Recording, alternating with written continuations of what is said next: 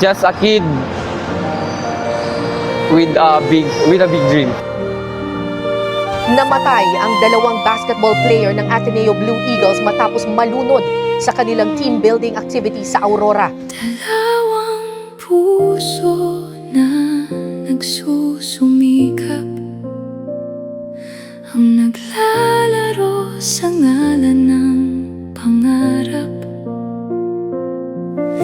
Parehas na napalayo sa pamilya para sa magandang kinabukasan na binubuo nila.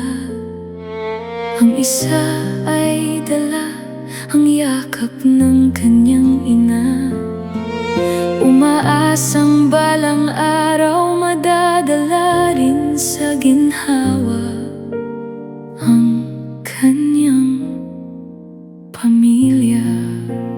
Ngunit sa isang iglap, sa di inaasahang hinaharap, magiging alaala na lang pala ang lahat.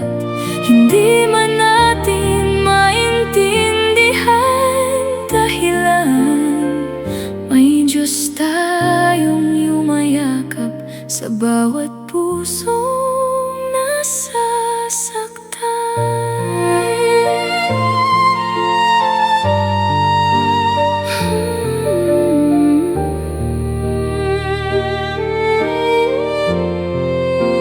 Tahimik man ang bola sa gitna ng court ngayon, pangarap nyo'y patuloy pa ring maririnig sa bawat pusong inyong naantig.